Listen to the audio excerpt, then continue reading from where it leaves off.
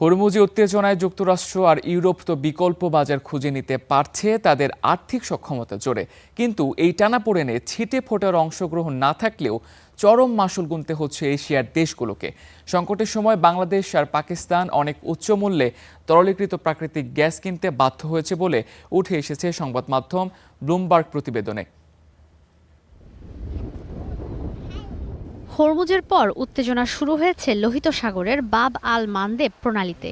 এই প্রণালী দিয়ে জ্বালানি তেল পরিবহন মাত্র 2 সপ্তাহে কমে গেছে 36%।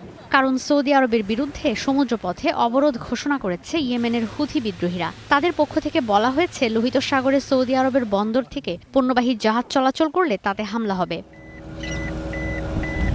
এই প্রণালী দিয়ে বিশ্বের অন্যান্য প্রান্তের পাশাপাশি এশিয়ায় কমে গেছে রপ্তানি। হরমুজ প্রণালী অবরুদ্ধ হওয়ার পর থেকে সৌদি আরবের ইয়ানবু বন্দর দিয়ে 70% জ্বালানি তেল রপ্তানি করত দেশটি।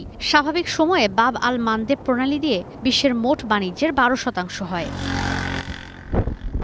এদিকে মধ্যপ্রাচ্য উত্তেজনায় জরুরি জ্বালানি তেলের মজুদ থেকে গেল মার্চ থেকে এখন পর্যন্ত 29 কোটি ব্যারেল জ্বালানি তেল বাজারে ছাড়া হয়েছে।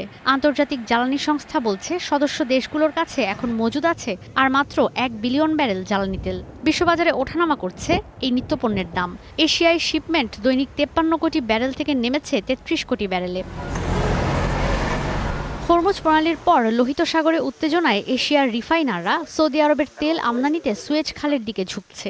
অনেকে ঝুঁকছেন দক্ষিণ আফ্রিকার কেপ অব গুড হোপের দিকে। এই রুট দিয়ে পণ্য পরিবহনে স্বাভাবিকের চেয়ে 4 সপ্তাহ বেশি সময়ের প্রয়োজন পড়ে, যা বাড়িয়ে দেয় পরিবহন খরচ। এদিকে তরলীকৃত প্রাকৃতিক গ্যাসের বাজারও অস্থিতিশীল। হরমুজ প্রণালী দিয়ে সরবরাহ ব্যাহত হয়ে বিশ্ববাজারে এই পণ্যের দামও বেড়ে গেছে।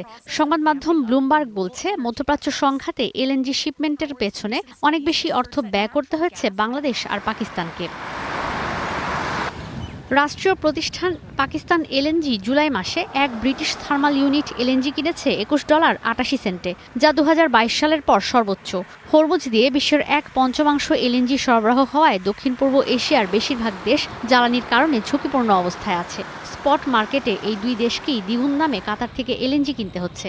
এশিয়ায় এলএনজির দাম বছর ব্যবধানে এক ব্রিটিশ থার্মাল ইউনিট $15 থেকে $25 উঠেছে। বিকল্প জ্বালানির উৎস খোঁজার পাশাপাশি সৌরবিদ্যুতের দিকে ঝুঁকছে দেশগুলো। ঈশিতা ব্রহ্ম, স্টার নিউজ।